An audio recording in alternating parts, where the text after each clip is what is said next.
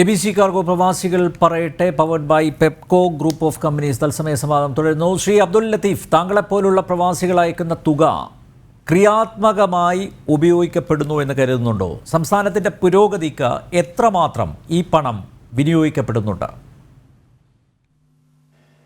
Okay, തീർച്ചയായും നമ്മുടെ പ്രവാസികള് India രാജ്യത്തേക്ക് അയക്കുന്ന ആ തുകയുടെ കണക്കുകളെല്ലാം ഇവിടെ പറഞ്ഞു.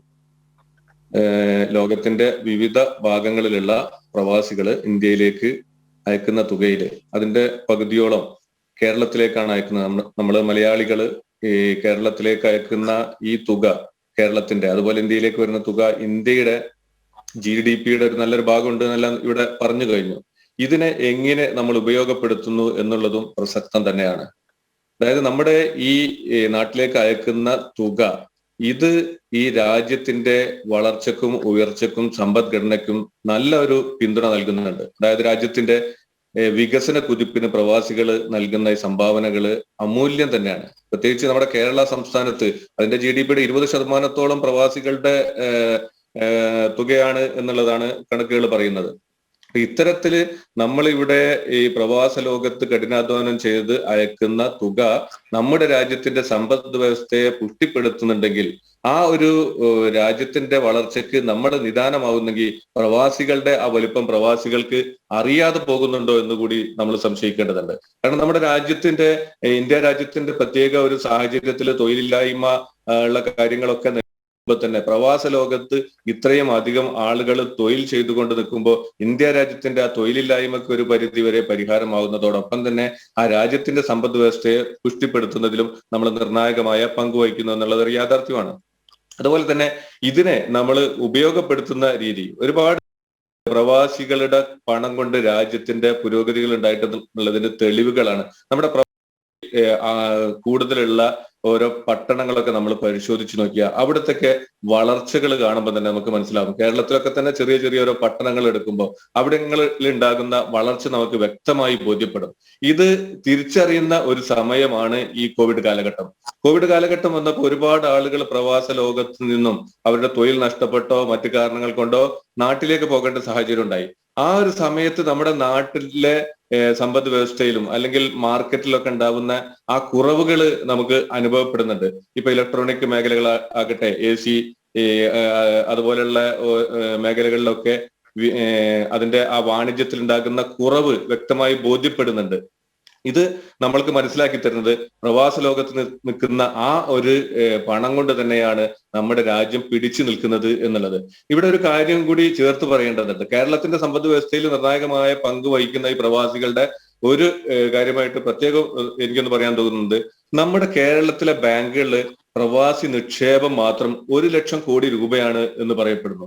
ഈ 1 ലക്ഷം കോടി രൂപ കൊണ്ട് നിലനിൽക്കുന്ന ഈ ബാങ്കുകളിൽ നിന്ന് ഇപ്പൊ കോവിഡിന്റെ കാലത്തോ അതുപോലെയുള്ള എന്തെങ്കിലും കാരണങ്ങൾ കൊണ്ട് പ്രവാസികള് തിരിച്ച് നാട്ടിലേക്ക് വന്ന് ഈ പണം അതിൽ നിന്ന് നിക്ഷേപിക്കുന്നതോടുകൂടി നമ്മുടെ ബാങ്കിന്റെ തന്നെ നിലനിൽപ്പ് അവതാളത്തിലാകുന്ന ഒരു സാഹചര്യങ്ങളുണ്ട്. ഇപ്പൊ നമ്മളെ പിടിച്ചു നിർത്തുന്ന, അല്ലെങ്കിൽ നമ്മുടെ രാജ്യത്തിനെ പിടിച്ചു നിർത്തുന്ന, പ്രത്യേകിച്ച് കേരളത്തിനെ പിടിച്ചു നിർത്തുന്ന ഈ സമ്പദ് വ്യവസ്ഥയിൽ പ്രവാസികളുടെ പണം എന്നുള്ളത് നിർണായകമാകുന്നു. എന്നാൽ ഈ പണം നൽകുന്ന പ്രവാസികൾ ഇത്തരത്തിലുള്ള എന്തെങ്കിലും സാഹചര്യങ്ങൾ കൊണ്ട് തിരിച്ചു വരുമ്പോൾ അവരെ ഏത് രൂപത്തിൽ പരിഗണിക്കേണ്ടതുണ്ട്, അവരെ പുനരധിവസിപ്പിക്കേണ്ടതുണ്ട്. ഇത് സർക്കാരുകളുടെ ഭാഗത്ത് നിന്ന് വേണ്ടത്ര ഒരു ജാഗ്രത കാണുന്നില്ല എന്നുള്ളത് നമ്മളെ പ്രയാസപ്പെടുത്തുന്ന ഒരു കാര്യമാണ്. അതിലേക്ക് കൂട്ടി പറയേണ്ട ഒരു കാര്യം, നമ്മൾ ഇപ്പം നേരത്തെ ഇവിടെ പറഞ്ഞതുപോലെ തന്നെ പ്രവാസികളെ 2 കാറ്റഗറി ആയിട്ട് നമ്മൾ തിരിച്ചാൽ, ഒന്ന് യൂറോപ്യൻ അമേരിക്കൻ രാജ്യങ്ങളിലേക്ക് പോകുന്നത്, അത് അവിടെ പോയി ചിലപ്പോൾ അവിടെ തന്നെ കൂടാനുള്ള ഒരു ആഭിമുഖ്യമാണ് കൂടുതലെങ്കിൽ, നമ്മുടെ മിഡിൽ ഈസ്റ്റിൽ GCC രാജ്യങ്ങളിലുള്ള പ്രവാസികള് ഈ വളരെ കുറഞ്ഞ കാലം പ്രവാസ ലോകത്ത് നിന്നുകൊണ്ട് അവരുടെ കുടുംബത്തെ സംരക്ഷിക്കാനുള്ള ഒരു സമ്പാദ്യമായി തിരിച്ചു വന്ന്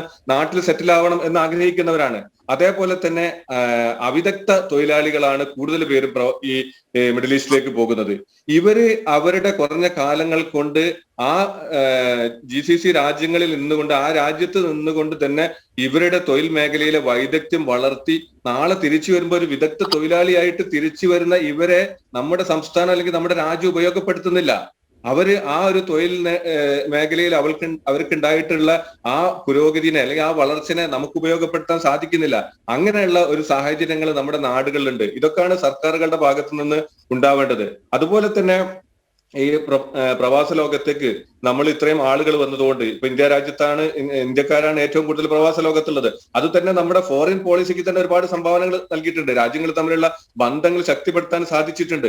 ഇങ്ങനെ ഒരുപാട് കാര്യങ്ങൾ നമ്മുടെ ഇതിൽ നോക്കുമ്പോൾ നമ്മുടെ വിദ്യാഭ്യാസ മേഖലകളില്, ആരോഗ്യ മേഖലകളില്, വ്യാവസായിക മേഖലകളില് പ്രവാസികളുടെ നിക്ഷേപങ്ങൾ വളരെ വലുതാണ്.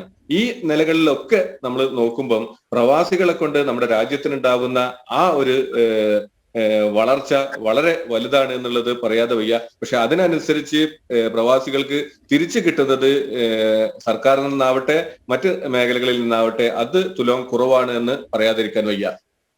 ഓക്കെ, ശ്രീ ഗിരീഷ് കുമാർ, എന്തുകൊണ്ടായിരിക്കാം ഇങ്ങനെ ഭരണകൂടം അവഗണിക്കുന്നത് പ്രവാസികളെ?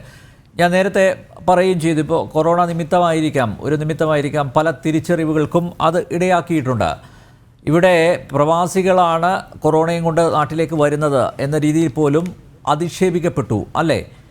എന്തുകൊണ്ടായിരിക്കാം പ്രവാസികളുടെ പണത്തിൽ മാത്രമാണ് സർക്കാരിൻ്റെ കണ്ണ്, ഭരണകൂടത്തിൻ്റെ കണ്ണ്?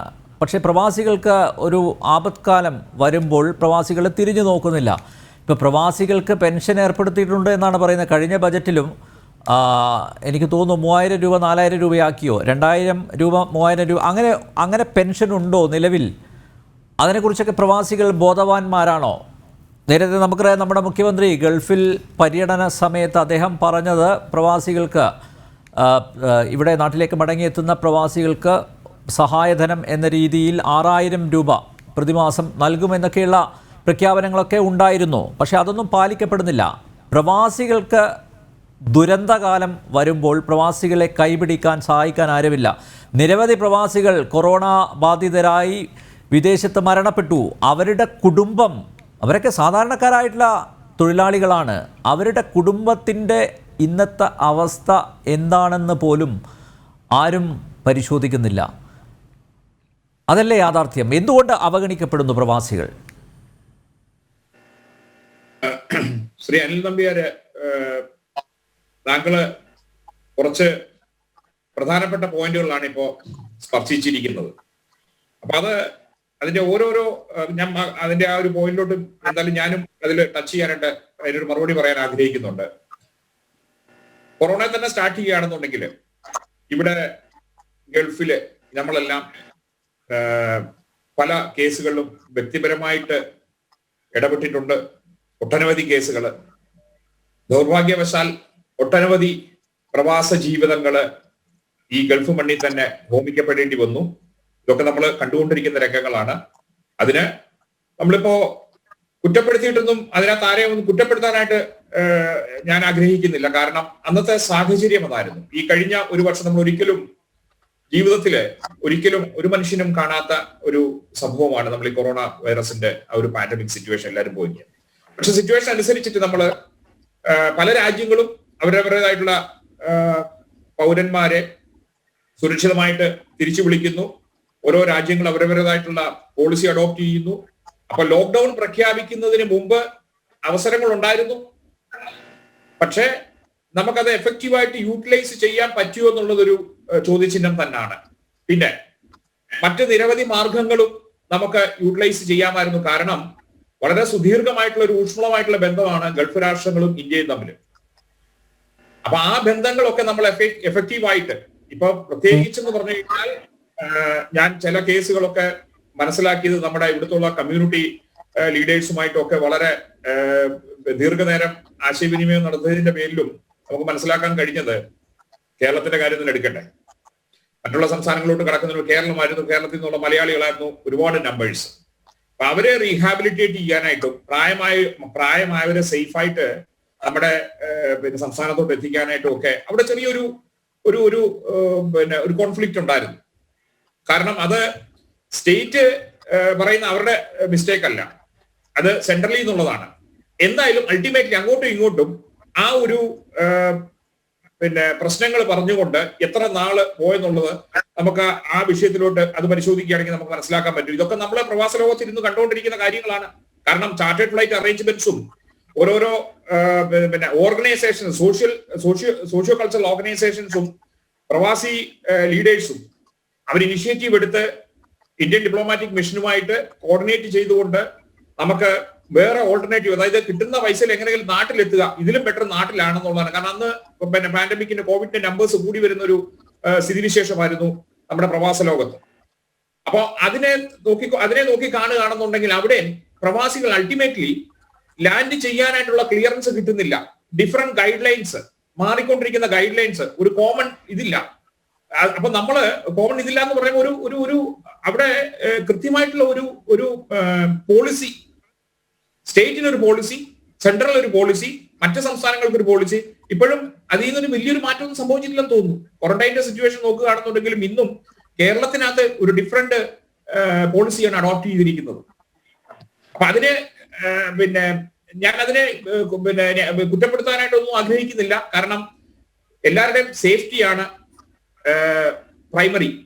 അപ്പോ നമുക്കതറിയാം എന്തുകൊണ്ടാണ് കൊറോണ വൈറസിന്റെ ആ ഒരു എസ്കലേഷൻ നമുക്കത് എത്രയും ഇതായിട്ട് നമുക്ക് കണ്ടെയ്ൻ ചെയ്യണം എന്നുള്ളതിനാണ് നമുക്ക് ഗവൺമെന്റ് എല്ലാം, അതിപ്പോ സെൻട്രൽ മിനിസ്ട്രി ആണെന്നുണ്ടെങ്കിലും സ്റ്റേറ്റ് മിനിസ്ട്രി ആണെന്നുണ്ടെങ്കിലും ഇമ്പോർട്ടൻസ് കൊടുക്കുന്നുള്ളത് നമുക്ക് എല്ലാവർക്കും അറിയാം. പക്ഷേ ഒരു മെക്കാനിസം, അതിന് വളരെ സിംപ്ലിഫൈ ചെയ്തിരിക്കുന്ന ഒരു മെക്കാനിസം ആൾക്കാരെ റീഹാബിലിറ്റേറ്റ് ചെയ്യാനായിട്ടുള്ളത്, ആ ഒരു പ്രശ്നം കഴിഞ്ഞ ഒരു വർഷം നമ്മൾ കണ്ടു.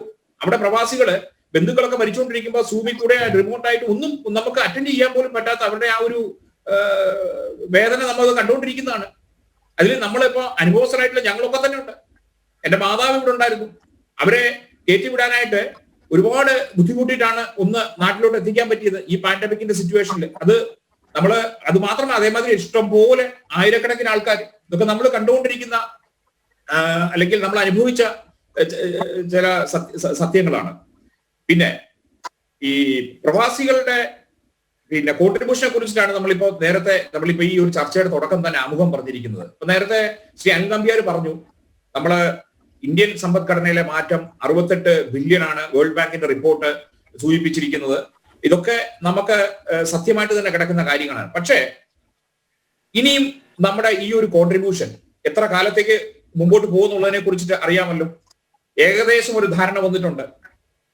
ഗൾഫിലെ ബൂം എന്ന് പറയുമ്പോൾ 1930 തുടങ്ങിയതാണ്. ചരിത്രപരമായിട്ട് നോക്കുകയാണെന്നുണ്ടെങ്കിൽ നമ്മുടെ ഓയിലിന്റെ ഒരു റെവല്യൂഷൻ ആണ് ഇവിടെ വന്നിരിക്കുന്ന ഒരു പിന്നെ ഇൻഡസ്ട്രി ബൂമിംഗ് എന്ന് പറഞ്ഞു കഴിഞ്ഞാൽ.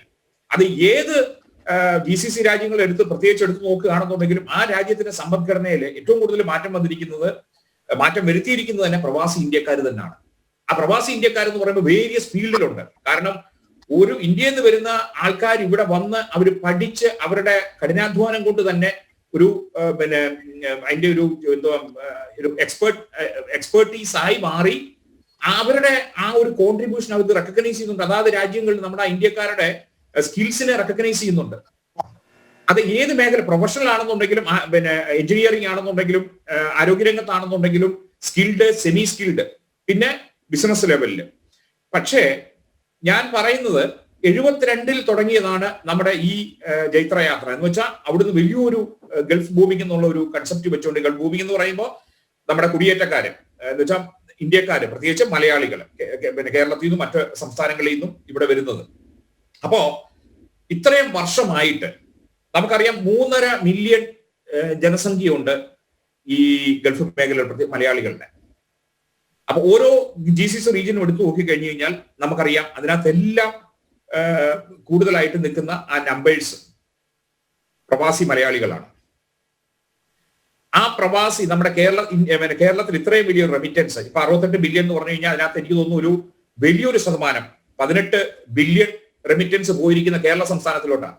ഇതുവരെ നമുക്ക് നമ്മുടെ അവിടെ ജീവിക്കുന്ന കാരണം നമ്മളൊരു വലിയൊരു റിസോഴ്സിങ് ഹബ്ബാണ് ഇന്ത്യ.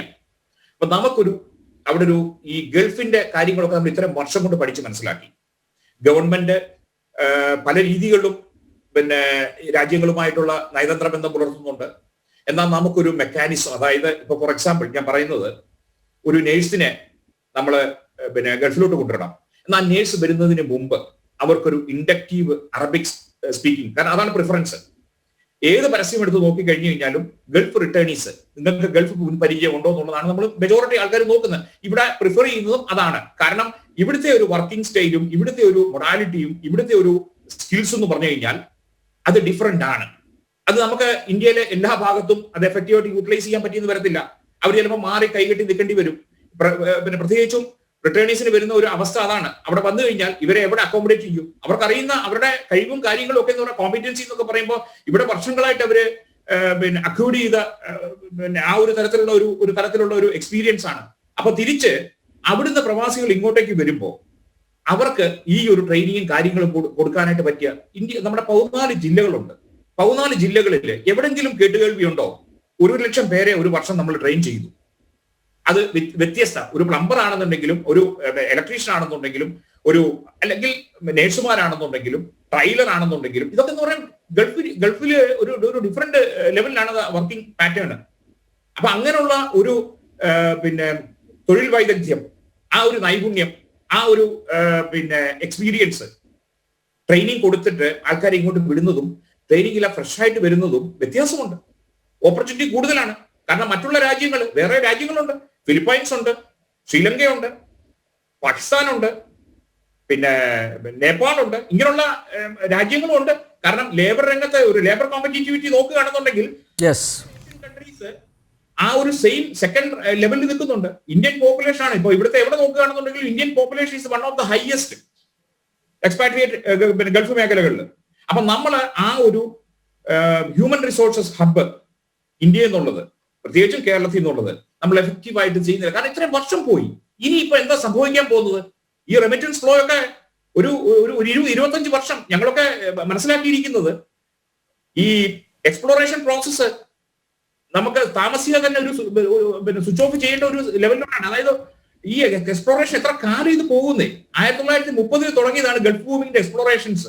അപ്പൊ ഇപ്പോ വേൾഡിലെ പിന്നെ ഈ വേൾഡ് പൊല്യൂഷൻ കൺട്രോൾ ബോർഡ് കണ്ടിരിക്കുന്ന സ്റ്റഡി ഒക്കെ എന്ന് പറയുമ്പോൾ 0 പിന്നെ കാർബൺ ഫുട് പ്രിന്റ് ആണ്. ഇന്ത്യയിലെ എല്ലാ സംസ്ഥാനങ്ങളും എന്തിനാണ് ഈ വെഹിക്കിൾ പോളിസി ഇംപ്ലിമെന്റ് ചെയ്തു. എല്ലാ സംസ്ഥാനങ്ങളും 2022, 2030 എന്ന് പറയുമ്പോൾ ഒരു ടൈം ഫ്രെയിം വെച്ചിരിക്കുകയാണ്. നമ്മൾ ഇനിയും ഇതിൽ നിന്ന് മാറണം. 85% പെട്രോളും ഡീസലും ഇമ്പോർട്ട് ചെയ്തുകൊണ്ടിരിക്കുകയാണ് ഗൾഫ് രാജ്യങ്ങളിൽ നിന്ന്. അപ്പൊ ഇതിൽ നിന്നൊരു മാറ്റം വരണം. കാരണം കംപ്ലീറ്റ് പൊല്യൂട്ട് ആയിക്കൊണ്ടിരിക്കുകയാണ്. അപ്പൊ സോ ദാറ്റ് മീൻസ് ഇവിടെ അങ്ങനെയുള്ള ഒരു ട്രെൻഡ് വന്നിരിക്കുന്നു. ഇന്നെന്താ ഡിമാൻഡ് ഉണ്ടോ? ഓയിൽ ആൻഡ് ഗ്യാസിന് ഡിമാൻഡ് ഉണ്ടോ? വലിയൊരു റെവല്യൂഷനല്ലേ ചേഞ്ച് ആയിക്കൊണ്ടിരിക്കുന്നത്. ഓയിൽ ആൻഡ് ഗ്യാസിന്റെ പ്രൈസ് കൂടിയെങ്കിൽ മാത്രമേ ഇവിടെ ഡെവലപ്മെന്റ്സും ഇവിടെ വലിയ ഇൻഫ്രാസ്ട്രക്ചർ പ്രോജക്റ്റും മുമ്പോട്ട് കൊണ്ടുപോകാൻ പറ്റത്തുള്ളൂ. അടിസ്ഥാനപരമായിട്ട് ഇവിടെ എല്ലാം എന്ന് പറയുമ്പോൾ ആ നാച്ചുറൽ റിസോഴ്സ് ഉണ്ട്, എക്സ്പ്ലോറേഷൻ നടന്നുകൊണ്ടിരിക്കണം. പക്ഷെ ഇപ്പോ ഓയിൽ പ്രൈസിന്റെ കാര്യം അറിയാമല്ലോ, ഡിമാൻഡ് ഇല്ല. കഴിഞ്ഞ 2 വർഷം അത് പാൻഡമിക്കിന്റെ ഇഷ്യൂ, കുരുമേ കുരു എന്ന് പറഞ്ഞ മാതിരി. രണ്ടാമത്തെ ഓയിൽ ആൻഡ് ഗ്യാസിന്റെ റിഡക്ഷൻ. ഓക്കെ ഞാൻ തിരിച്ചു വരാം. സബീനയിലേക്ക് തിരിച്ചെത്താം. ഒരു ഇടവേള കൂടി. ശ്രീമതി സബീന പറയുകയുണ്ടായി, അതായത് പ്രവാസ ജീവിതം ആഗ്രഹിക്കുന്നില്ല, സാഹചര്യങ്ങൾ കൊണ്ട് പ്രവാസ ലോകത്ത് എത്തപ്പെട്ടതാണ്. പക്ഷേ ഇവിടെ ഇപ്പോൾ ഇൻവെസ്റ്റ് ചെയ്യാൻ വരുന്നവരുടെ അവസ്ഥ നമുക്കറിയാമല്ലോ. പ്രത്യേകിച്ച് ചില പ്രവാസി മലയാളികൾ ആന്തൂരിലും ഒക്കെ ഉണ്ടായിട്ടുള്ള സംഭവങ്ങൾ ഞാനത് ആവർത്തിക്കുന്നില്ല, അറിയാം.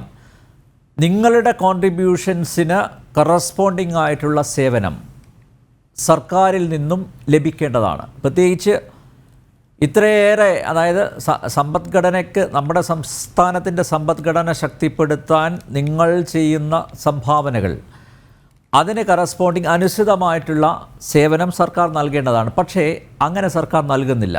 പകരം നമുക്കറിയാം ഓരോ ബജറ്റിലും കൃത്യമായി പറയുന്നുണ്ട്, അതായത് പ്രവാസികളുടെ ക്ഷേമ ഐശ്വര്യങ്ങൾക്ക് ഒക്കെയായി ഇത്ര തുക മാറ്റിവെച്ചിരിക്കുന്നു. ഇപ്പോൾ ഏറ്റവും വലിയൊരു പ്രൊജക്റ്റ് ഡ്രീം കേരള പദ്ധതിയാണ്. അതിന് ഒരു വിദഗ്ധ സമിതിയൊക്കെ നിയോഗിച്ചിട്ടുണ്ട്. ഏതൊക്കെ രീതിയിലായിരിക്കണം അത് രൂപകൽപ്പന ചെയ്യേണ്ടത് എന്നൊക്കെ നേരത്തെ ശ്രീ ഗിരീഷ് കുമാറും ചൂണ്ടിക്കാണിക്കുകയുണ്ടായി. അതായത് സാങ്കേതിക വൈദഗ്ധ്യം ഇവിടെ നിന്ന് തന്നെ ട്രെയിൻ ചെയ്ത് വിദേശത്തേക്ക് അയക്കുക. പക്ഷേ ഈ നിങ്ങളുടെ കോൺട്രിബ്യൂഷൻസിൻ്റെ 1% പോലും തിരിച്ചുള്ള സഹായം സർക്കാർ നൽകുന്നില്ല. അങ്ങനെ സഹായം നൽകാൻ സർക്കാരിനെ പ്രേരിപ്പിക്കേണ്ട ചുമതല ഈ വിദേശ മലയാളികളുടെയൊക്കെ സംഘടനകൾക്കുമില്ലേ? നിരവധി സംഘടനകൾ ഉണ്ട്. ഏറ്റവും ഒടുവിൽ സർക്കാർ തന്നെ മുൻകൈയെടുത്ത് ആഗോള കേരള സഭ, ലോക കേരള സഭയൊക്കെ രൂപീകരിച്ചിട്ടുണ്ട്. അവിടെയൊക്കെ പ്രവാസികൾക്ക് സമ്മർദ്ദം ചെലുത്താം, സർക്കാരിന് ഇതൊക്കെ ചെയ്യാം എന്ന രീതിയിൽ നിങ്ങൾക്ക് നിങ്ങളുടെ പ്രശ്നങ്ങൾ അവതരിപ്പിക്കാം. നിങ്ങൾ ഇത്രയേറെ കോൺട്രിബ്യൂട്ട് ചെയ്യുന്നു, അതിന് അനുസരിച്ചുള്ള ഒരു സേവനം സർക്കാരിൻ്റെ ഭാഗത്തുനിന്ന് ലഭിക്കുന്നില്ല എന്നൊക്കെ പറയാനുള്ള നിരവധി വേദികളുണ്ട്. എന്തുകൊണ്ട് അത് ഫലപ്രദമായി ഉപയോഗിക്കുന്നില്ല? ശ്രീ അനിൽ നമ്പ്യാർ. അത് നമ്മൾ സാധാരണ പറയുന്നത് പോലെ തന്നെയാണ്. കരയുന്ന കുട്ടികൾക്കേ പാലുള്ളൂ എന്ന് പറയാറില്ലേ? അത് തുടർച്ചയായിട്ടുള്ള കണ്ടിന്യൂസ് ആയിട്ടുള്ള ഒരു എഫേർട്ട്, അത് പ്രവാസികളുടെ അടുത്ത് നിന്ന് തന്നെ വരണം. വേദനിക്കുന്നവർക്ക് വേണ്ടി വേദനിക്കുന്നവർ സംസാരിക്കണം. അല്ലാതെ പ്രവാസിക്ക് വേണ്ടി പ്രവാസി തന്നെ സംസാരിക്കുന്നതും പ്രവാസിക്ക് വേണ്ടി പ്രവാസി അല്ലാത്ത ഒരാൾ സംസാരിക്കുമ്പോൾ വ്യത്യാസമുണ്ട്. കാരണം ഒരു പ്രവാസിയുടെ ജീവിതത്തിലൂടെ കടന്നു പോകുന്ന വ്യത്യാസങ്ങളോ അല്ലെങ്കിൽ ചേഞ്ചുകൾ വളരെ വ്യത്യസ്തമാണ് സാധാരണ ഒരു പ്രവാസിയല്ലാത്ത ഒരാളുടെ ജീവിതത്തെക്കാളും. അപ്പൊ ഇത് ഇത്തരമുള്ള സംഘടനകളും ഒക്കെ ഇതിനു വേണ്ടി ശബ്ദിച്ചൂടെ അല്ലെങ്കിൽ പ്രവർത്തിച്ചൂടെ, മുന്നോട്ട് വന്നൂടെ, സമ്മർദ്ദം ചെലുത്തിച്ചൂടെ എന്നൊക്കെ ചോദിക്കുമ്പോൾ അതിലൊക്കെ എനിക്ക് തോന്നുന്നത് കുറെ കൂടി വളരെ വ്യക്തമായ ഒരു സ്ട്രക്ചറും ഒരു രൂപവും ഒക്കെ ഉണ്ടാക്കി പ്രവാസികൾ തന്നെ ഇപ്പൊ നമുക്ക് എല്ലാവർക്കും ഒരു വ്യത്യസ്തം. ഇവിടെയൊക്കെ ഒരുപാട് സംഘടനകളുണ്ട്, സോഷ്യോ കൾച്ചറൽ ഓർഗനൈസേഷനുകൾ, ചാരിറ്റി ഓർഗനൈസേഷൻസ്, ഒരുപാട്.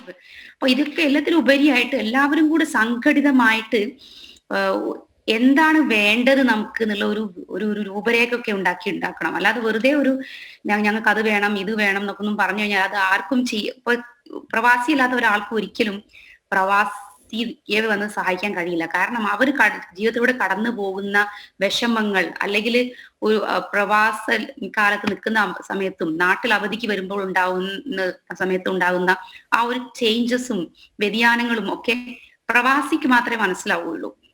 അപ്പൊ ഇതിനെനിക്ക് മനസ്സിലാക്കാൻ പറ്റുന്നത് പ്രവാസിക്ക് എന്താണ് വേണ്ടത് എന്നത് വളരെ ശാസ്ത്രീയമായിട്ട് തന്നെ പഠിച്ച് അത് ശരിക്കും പ്രവാസിയായ ഒരാൾ, പ്രവാസികൾ പല തട്ടിലുള്ളവരുണ്ട്. അതായത് വളരെ സാമ്പത്തികമായിട്ട് വളരെയധികം നിക്ഷേപങ്ങളൊക്കെ ഉള്ളവരും, ഇൻവെസ്റ്റേഴ്സ്, പിന്നെ ബ്ലൂ കോളർ ജോലി ചെയ്യുന്നവര്, വളരെ കുറഞ്ഞ വേതനം വാങ്ങുന്നവര്, കുടുംബം പോറ്റാൻ വേണ്ടിയിട്ട് മാത്രം പ്രവാസത്ത് വന്നിരിക്കുന്നവര്, അങ്ങനെ പലരും ഉണ്ട്. അപ്പം ഒരാളുടെ ആവശ്യമായിരിക്കില്ല മറ്റൊരാളുടെ ആവശ്യം. അപ്പൊ ഈ ഓരോരുത്തരുടെയും വരുമാനത്തിനും അനുസരിച്ചുള്ള രീതിയിലുള്ള ഹെൽപ്പാണ് അവർക്ക് ആവശ്യം തിരിച്ചു പോകുമ്പോൾ, അല്ലെങ്കിൽ തിരിച്ചു പോകേണ്ട ഒരു അവസ്ഥ വരുമ്പോൾ നാട്ടിലെത്തിക്കഴിഞ്ഞാല്.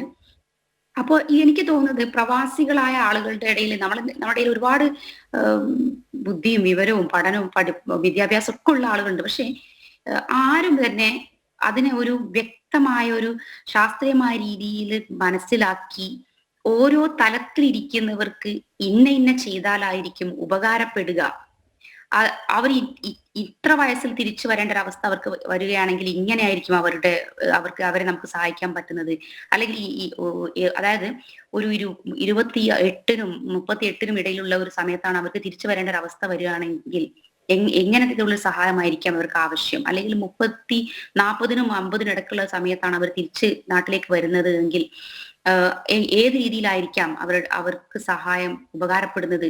ഇങ്ങനെയൊക്കെ ഉള്ള ഒരു വ്യക്തമായ ഒരു രൂപരേഖ ഉണ്ടാക്കിയിട്ടൊന്നും ആരും ഉണ്ടാക്കിയിട്ടെന്ന് എനിക്ക് തോന്നുന്നില്ല.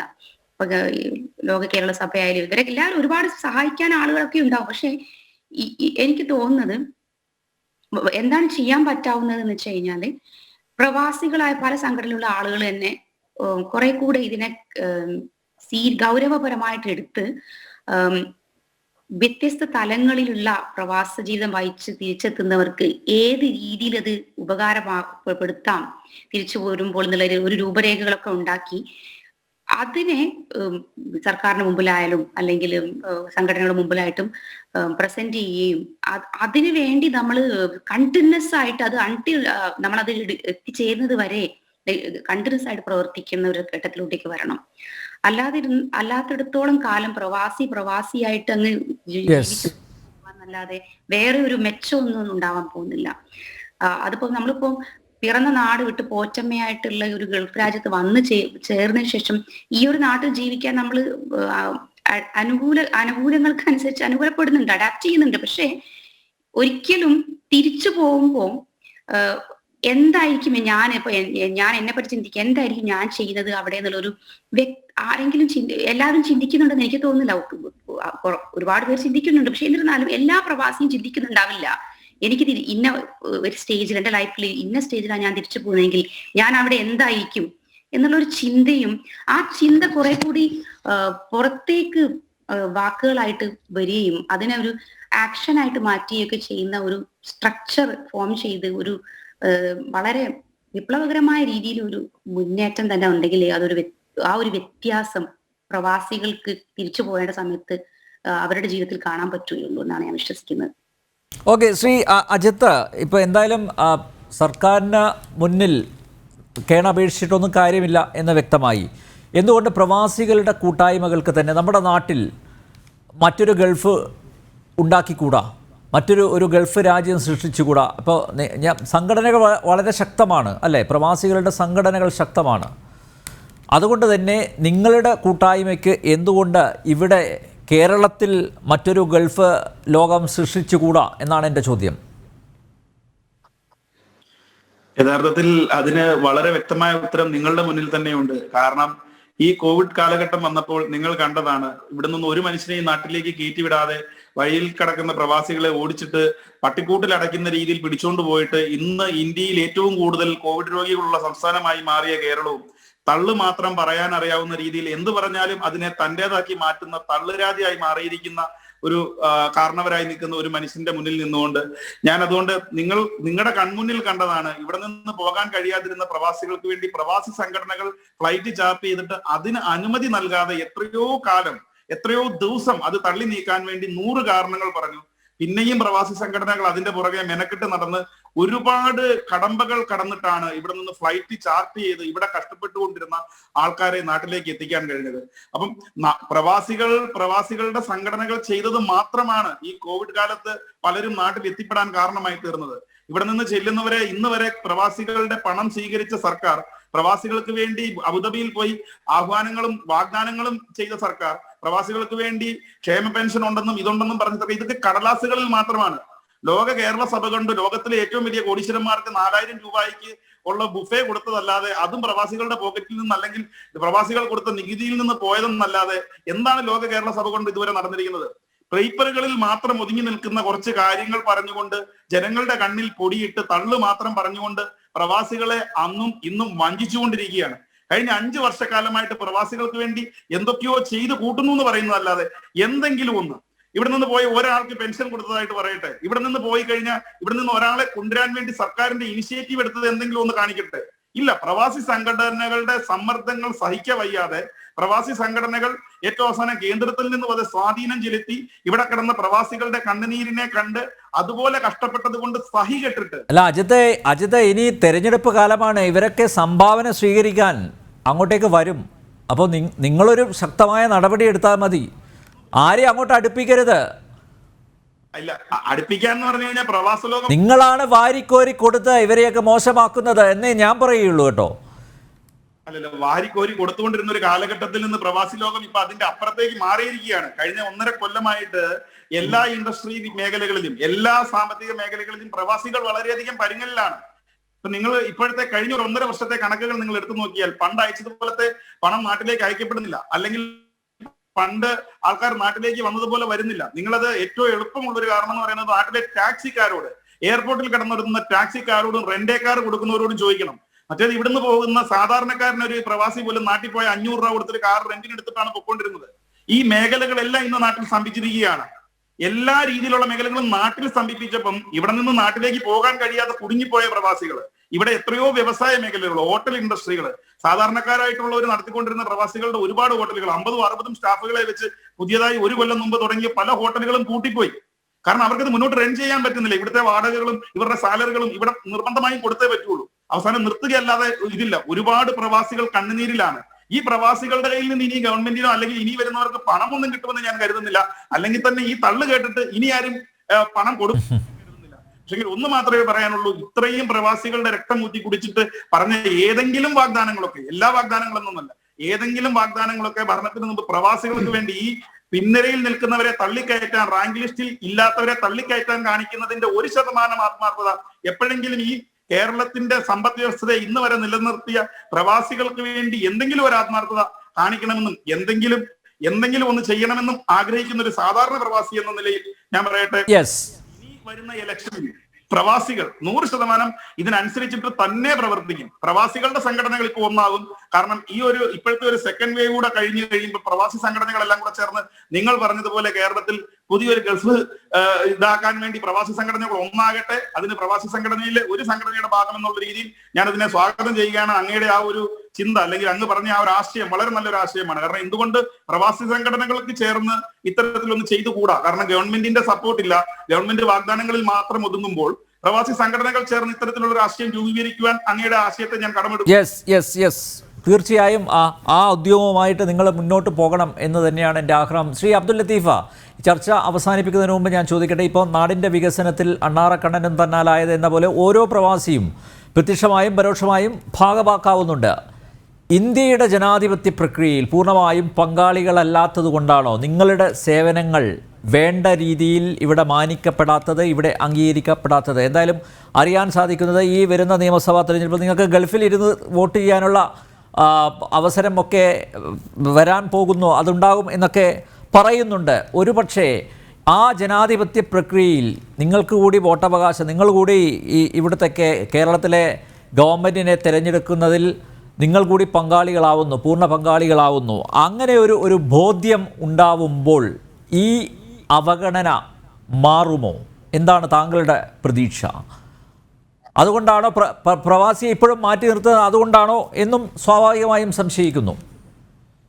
ഓക്കെ, പ്രവാസികളുടെ എന്നത്തെയും ഒരു ആവശ്യം തന്നെയാണ് വോട്ടവകാശം എന്നുള്ളത്. വർഷങ്ങളായി പ്രവാസികൾ ആവശ്യപ്പെട്ടുകൊണ്ടിരിക്കുന്നുണ്ട്. ഈ ഒരു വോട്ടവകാശം ലഭിക്കുന്നതോടുകൂടി ഒരു പരിധിവരെ പ്രവാസികളുടെ ആവശ്യങ്ങൾ പരിഗണിക്കാൻ ഗവൺമെന്റ് ബാധ്യസ്ഥമാവും എന്നുള്ളത് തന്നെയാണ് പ്രവാസികളുടെ വിശ്വാസം. കാരണം ഇന്ന് ഇപ്പൊ ഇവിടെ എല്ലാം പറഞ്ഞ പോലെ തന്നെ നമ്മുടെ പ്രവാസികളുടെ പ്രശ്നങ്ങൾ സർക്കാരുകൾ വേണ്ടത്ര പരിഗണിക്കുന്നില്ല. പ്രവാസികളെ ഒരു കറവപ്പശുവായിട്ട് ഉപയോഗിച്ച് തള്ളുന്ന ഒരു രീതിയാണ് ഇന്ന് നാട്ടിലുള്ളത്. രാഷ്ട്രീയക്കാരൊക്കെ നിങ്ങൾ നേരത്തെ പറഞ്ഞ പോലെ തന്നെ ഇലക്ഷന്റെ സമയത്ത് ഇവിടെ വരും ആ രാഷ്ട്രീയ പാർട്ടിയുടെ ആളുകൾ അവരെ പൂച്ചെണ്ട് നൽകി സ്വീകരിച്ചുകൊണ്ട് വലിയ സംഭാവന ഇവിടുന്ന് നൽകി നല്ല രൂപത്തിൽ തിരിച്ചയക്കും. ഇത് ഇവിടുത്തെ ഉന്നത രംഗങ്ങളിലുള്ള ബിസിനസ് രംഗങ്ങളിലുള്ള കുറെ ആളുകൾ അത് ചെയ്യും. അവർക്കൊരു പക്ഷേ ചെറുതായിട്ടുള്ള നേട്ടങ്ങൾ അവരുടെ ബിസിനസ്സിലും കാര്യങ്ങളിലും ഒരു പക്ഷേ അത് ലഭിക്കുന്നുണ്ടാവും. അങ്ങനെ ഒരു രീതി ഇവിടെ നടന്നു വരുന്നുണ്ട്. അത് തന്നെ രാഷ്ട്രീയ സംഘടനകൾ, ഓരോ രാഷ്ട്രീയ സംഘടനകളും അവരവരുടെ രാഷ്ട്രീയ പാർട്ടിയെ സംരക്ഷിക്കുന്ന രൂപത്തിൽ.